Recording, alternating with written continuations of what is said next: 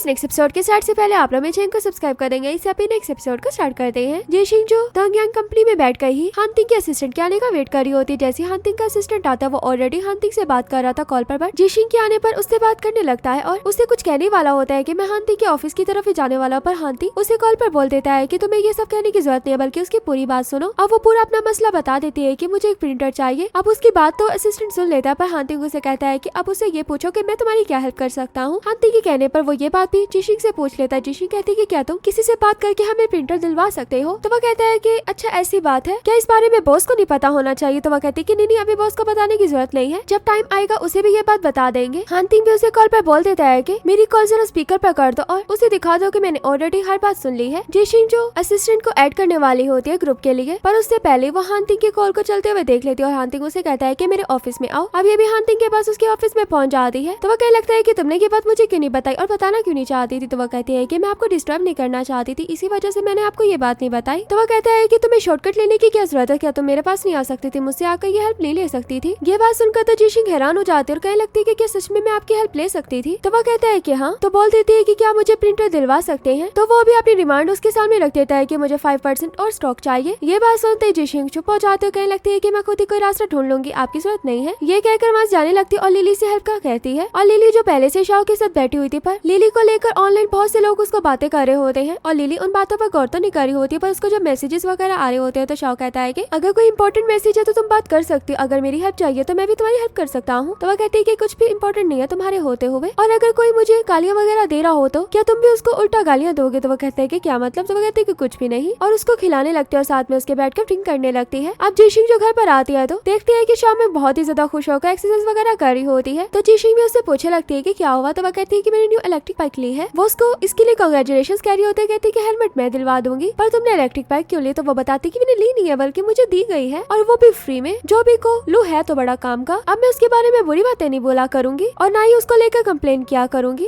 और भी एडवर्टाइजमेंट के लिए खुश हो रही होती है और सारी बातें जेशिंग को खुश होकर बता रही होती है। तो जेशिंग भी उसके लिए पैनकेक का ऑर्डर करने के लिए जाने लगती है और हमें शामें दिखाई जाती है जो बैठकर पियानो बजा रही होता है, साथ में सिंगिंग कर रही होती है। वहीं पर एक कांड मिसेस हान आकर उसे देखने लगती है और बहुत ही ज्यादा उसको देखकर खुश हो रही होती है और पूछने लगती है कि तुम यहाँ की स्टूडेंट हो या क्या हो? तो वो बताती है कि जी मैं ये पास वाले कॉलेज की स्टूडेंट हूँ और यहाँ पर पार्ट टाइम जॉब करने के लिए आई हुई हूँ। तो वो कहती है कि पार्ट टाइम जॉब? और शाम में जब पियानो के बाय करने की कोई बात करने लगती है तो वो बताती है कि नहीं मैं यहाँ पर पियानो बाय करने के लिए नहीं आई हूँ। तो शाम में बहुत सी पियानो की अच्छी बातें भी बता रही होती है, साथ में ये भी कहती है कि अगर आपका कोई बेटा या बच्चा है तो मैं उसे सिंगिंग करना, पियानो बजाना सिखा सकती हूँ, या किसी और को सीखना हो तो मैं उसे भी सिखा सकती हूँ, क्योंकि अब मैं डोर टू डोर जाकर सिखाना चाहती हूँ। ये सुनकर मिसेस हान कहने लगती है कि हाँ है। तो वो पूछने लगती है कि बच्चा कितना सा है, उसकी एज क्या है? तो उसकी बातों को सुनकर स्माइल कर रही होती है, कहने लगती है कि बच्चा 50 इयर्स का है। ये बात सुनकर तो शाम एक चुप सी हो जाती, तो वो हंसकर कहती है कि वो बच्चा मैं हूँ, मैं सीखना चाहती हूँ, पर मैंने कुछ भी पहले सीखा नहीं हुआ, क्या तुम मुझे सिखा सकती हो? तो वो कहती है कि हाँ जरूर मैं आपको सिखा सकती हूँ। अब शाम को तो एक और जॉब मिल चुकी थी और जिसाओ जो बैठकर काम कर रहा होता उसे भी लिली की बॉस का पता लग जाता है कि किस तरह मिस्टर वो की वाइफ उसे हरास करी, उसके लिए पोस्ट वगैरह कर रही है और उसको सबके सामने मिस्ट्रेस बता रही है। ये बात वो जल्दी से जेशिंग को बताता है। जेशिंग भी लिली को कॉल करके पूछने से पहले लिली उसको सप्लायर के बारे में बताने लगती है कि हम उसे कल मिलने के लिए जाएंगे। तो वो भी खुश हो जाती है इस चीज को लेकर और लिली से उसकी पोस्ट के बारे में भी बात करती। तो वो कहती है कि तुम्हें फिक्र करने की जरूरत नहीं है, मैं इसको ज्यादा अपने ऊपर सवार नहीं कर रही हूँ, तो तुम्हें बिल्कुल भी मेरे लिए परेशान होने की जरूरत नहीं है, मैं बिल्कुल ठीक हूँ। ये सुनकर तो जेशिंग भी खुश हो जाती और जिसाओ को भी बताती है कि वो बिल्कुल ठीक है। अब इसके बाद जिसाओ जेशिंग के पास आता है, जेशिंग से कहता है कि क्या हम लिली को काम पर रख ले, उसकी हमारी वजह से जॉब चली गई तो हमें उसे काम पर रख लेना चाहिए। जेशिंग तो उसे देखने लगती है, तो जिसाओ कहने लगता है कि मैं किसी और मोटिव से नहीं कह रहा हूँ, मैं तो वैसे ही कह रहा हूँ कि उसे यहाँ पर जॉब पर रख लिया जाए। तो जेशिंग कहती है कि वो हमारी कंपनी से भी ज्यादा अच्छी कंपनी में काम करने के काबिल है, तो मुझे नहीं लगता कि हमें उसे यहाँ की ऑफर करनी चाहिए। तो वो कहते हैं कि कोशिश करने में क्या चाहता है? तो जेशिंग कहती है चलो ठीक है ट्राई करूंगी। अब नेक्स्ट डे वो लिली के साथ सप्लायर के पास जाती और उनसे एक प्रिंटर की डिमांड करती है, पर वो एक प्रिंटर के लिए नहीं मारे होते और कहने लगते हैं कि 6 मंथ के बाद आपको वो प्रिंटर डिलीवर हो जाएगा। तो लिली इतने ज्यादा प्रिंटर्स को देखकर कहती है कि यहाँ पर ऑलरेडी पड़े हुए हैं, तो हमें 6 मंथ के बाद क्यों मिलेगा? तो वो कहता है कि ये ऑर्डर ऑलरेडी हुए हैं तो हम आपको ये पहले नहीं दे सकते, आपको पहले से ऑर्डर करवा कर रखना चाहिए, और एक प्रिंटर तो बिल्कुल भी नहीं। तो जेशिंग बताते हैं कि हमारी कंपनी का अभी स्टार्ट है, इसलिए बस हमें एक ही प्रिंटर की जरूरत है। तो वो कहता है कि नहीं मैं इस चीज में आपकी हेल्प नहीं कर सकता, और उनके साथ बाहर की तरफ जाने लगता है। और हमें भी जेंग दिखाई जाती है जो मिस्टर जेंग से मिलने के लिए आती है। उसने खुद ही उसे इन्वाइट किया हुआ था, उससे बैठकर काफी अच्छे से बात कर रही होती और फिर अपनी सर्च को लेकर बात करने लगती है। कहती है कि क्या तुम इसमें मेरी हेल्प कर सकते हो? तो वो भी हेल्प करने के लिए हाँ कर देता है और इनमें और भी काफी ज्यादा बातें वगैरह हो रही होती है। वो इससे कहने लगता है कि तुम पहले से काफी चेंज हो चुकी हो जब से हान वापस आया आया है। तो वो कहती है कि नहीं ऐसी कोई बात नहीं, वो हमारी कंपनी का सबसे बड़ा इन्वेस्टर है और अगर मैं चेंज हुई होती तो क्या मैं यहाँ पर आपको पहले इन्वाइट करती बात करने के लिए। अभी भी हम पहले जैसे ही हैं। और जेशिंग जो उनकी कंपनी से जा ही रही होती तभी जेशिंग एक ट्रिक का यूज करती और लिली से कहने लगती है कि डोंगयांग के बॉस को बता दो कि हमें प्रिंटर यहाँ से नहीं मिला। लिली भी उसके प्लान में उसके साथ शामिल हो जाती, कहती है कि हाँ ठीक है मैं चलती हूँ। ये कहकर वो दोनों ही वहाँ से जाने वाली होती है तो वो रोकर कहता है कि क्या अभी आपने डोंगयांग कंपनी का नाम लिया, आपने कौन सी वाली डोंगयांग कंपनी का नेम लिया है। तो लिली कहती है कि यहाँ पर एक ही सबसे बड़ी कंपनी है। तो वो कहता है कि अच्छा ऐसी बात है। तो वो दोनों ये भी बता देते हैं कि उनके बॉस ने हम पर इन्वेस्ट किया है। तो वो कहता है कि क्या मैं बॉस का नेम पूछ सकता हूँ। तो वो बोल देती है कि हांतिंग। हांतिंग को सुनते ही कहता है कि मैं अभी अपने बॉस से जाकर आपके प्रिंटर के लिए बात करता हूँ। मिस्टर लिन यहाँ पर नहीं है पर मैं उसे कॉल पर बात करके आता हूँ। ये कहकर वो मिस्टर लिन से बात करने के लिए चला जाता है। ये दोनों भी बैठ जाते हैं। लिली कह रही होती है कि तुमने बहुत अच्छा किया पर एक साइड से ये छूट भी नहीं है, उन्होंने तो तुम्हारी कंपनी में इन्वेस्ट किया हुआ है। दोनों बहुत ही मजे से बैठकर उनके आने का वेट कर रही होती है। और इधर मिस जैंग जो अभी तक मिस्टर चैंग के साथ ही बैठी हुई थी तभी उसे मिस्टर लिन की कॉल आती है और वो कॉल से जिशिंग के बारे में पूछता है। यहीं पर सीन कट हो जाता है। इधर वो भी मिस्टर लिन से बात कर आ जाता है, उनके लिए पानी भी लेकर आता और प्रिंटर के बारे में भी बात करने लगता है। अब यहाँ जिशिंग को भी किसी की कॉल आ जाती तो वो कॉल सुनने के लिए वहाँ से चली जाती है। लिली उससे बात कर रही होती है, कहती है कि हमें 5% का डिस्काउंट भी चाहिए। वो कहता है कि हम ऑलरेडी आपको किसी का प्रिंटर दे रहे हैं जिसने पहले से ऑर्डर करवाया हुआ था, हम आपके लिए इतनी फेवर कर सकते। तो वो कहती है कि मैं आपको जिशिंग और हांतिंग के बारे में और भी बताती हूँ कि वो दोनों स्कूलमेट्स हैं। उन्होंने ये बात किसी को भी नहीं बताई क्योंकि वो अपनी लो प्रोफाइल रखना चाहते हैं दोनों ही। और सबसे पहले इन्वेस्ट करने वाले मिस्टर हांतिंग हैं जिन्होंने जिशिंग की कंपनी में इन्वेस्ट किया। आप खुद ही देख सकते हैं कि वो जिशिंग का कितना करते हैं। तो ये सब बातें सुनने के बाद वो 5% डिस्काउंट देने के लिए भी मान जाता है। और इतने टाइम में जिशिंग भी आ जाती और जिशिंग के आते वो बताता है कि मिस्टर लिन आप दोनों को लंच पर इन्वाइट कर रहे हैं कल के लिए। ये बात सुनते दोनों खुशी से हाँ कर देती हैं। दोनों ही लंच के लिए नेक्स्ट डे जारी होती और हांतिंग भी जिशिंग को मैसेज करता है कि अभी भी 5% स्टॉक वाली ऑफर है, अगर तुम प्रिंटर लेना चाहती हो। उसके इस मैसेज का रिप्लाई जिशिंग कहती है कि मैंने ऑलरेडी प्रिंटर का ऑर्डर करवा दिया है, अब आप अपना ये 5% स्टॉक वाली बात अपने पास रखें। तो ये भी आगे से पूछे लगता है कि तुमने कैसे ऑर्डर करवा ली। तो वह कहती है कि ये बात सीक्रेट होती है। तभी से मिसेस जैंग की कॉल आ जाती जो कहने लगती है कि मैं तुमसे एक बात करना चाहती हूँ और वो भी फेस टू फेस, तो क्या हम मिल सकते हैं। तो ये भी मिलने के लिए हाँ कर देता। और इधर शाम दिखाई जाती है जो मिसेस हान के घर पर आई होती, उनके साथ फ्लावर्स वगैरह डेकोरेट करी होती है और दोनों एक दूसरे से बहुत ही अच्छे से बात वगैरह कर रहे होते हैं और मिसेस हान की ये तो पिक्स भी बनाने लगती है। और इधर जिशिंग और लिली जो दोनों बैठकर उनके आने का वेट कर रही होती है। तभी जिशिंग लिली को अपनी कंपनी के लिए इन्वाइट करती है कि क्या तुम मेरी कंपनी में आकर काम कर सकती हो। अब लिली तो सोच में डल जाती तो वह कहती है कि मुझे पता है कि तुम इससे अच्छी कंपनीज में काम कर सकते हो पर फिर भी मैं तुम्हें इन्वाइट करना चाहती हूँ, मेरी कंपनी को तुम्हारी जरूरत है, अगर तुम आ जाओ तो अच्छी बात होगी। लिली उसकी बातों को सुनने के बाद कहती है कि ठीक है मैं इस बारे में सोचूंगी। और फिर जिशिंग और भी एक्सपेंसिव फूड वगैरह ऑर्डर करने लगती है ताकि उनकी डील अच्छे से जाए। और इधर हांतिंग दिखाया जाता है जो मिस जैंग के साथ आ रहा होता और उसे पूछा होता है कि तुम मुझे क्या बात बताने के लिए यहाँ पर लेकर आई हो। तो वह कहती है कि अंदर पहले चलो फिर मैं वहाँ पर जाकर तुम्हें बात बताती हूँ। इतने टाइम में मिस्टर लिन भी आ जाते हैं जिशिंग के पास और वो लोग अच्छे से बैठकर बात ही कर रहे होते तभी हांतिंग के बारे में बात करने लगते हैं। कहते हैं कि क्या तुम हमारी मुलाकात हांतिंग से करवा सकती हो, तुम्हारी ये सीक्रेट वाली बात किसी को भी नहीं बताएंगे कि तुम दोनों स्कूल मेट्स हो। जिशिंग तो यहाँ पर चुप ही कर जाती है कि अब वो क्या करे। वैसे हमें हांतिंग दिखाया जाता है जो साथ के रूम में बैठकर ये सारी बातें सुन रहा होता है और उसे जिशिंग में बहुत ही ज्यादा गुस्सा आ रहा था और मिस जैंग तो और भी उसे गुस्से में लेकर आ रही तो कहने लगती है कि देखो लोग तुम्हारा यूज कर रहे हैं, तुम्हें तो ये बात बिल्कुल भी पसंद नहीं है तो अब उस पर गुस्सा मत करना। तो हांतिंग उसकी तरफ देखकर कहने लगता है कि क्या तुम यहाँ पर मुझे जानबूझकर लेकर आई। तो वह कहती है कि हाँ। और लिली जो यहाँ पर बात को बदल देती और उनको खाने का बोर ही होती और जिशिंग से साथ में कहती है कि अभी हमें बस खाने पर फोकस करना चाहिए क्योंकि हमारी डील अच्छी जाए। और लिली उनसे बात वगैरह करी होती है और यहाँ पर हांतिंग को गुस्सा आया होता है और वैसे जिशिंग उन लोगों से बोलती है कि मैं अभी वॉशरूम से होकर आती हूँ। ये कहकर वहाँ से वॉशरूम के लिए तो जाने लगती है पर तो ऐसे ही साथ वाले रूम में हांतिंग को बैठे देखकर वहाँ से भागने लगती है और हांतिंग ने भी उसे भागते हुए देख लिया था। और यहीं पर हमारा ये पार्ट भी एंड हो जाता है। वीडियो अच्छी लगे तो वीडियो को लाइक करना।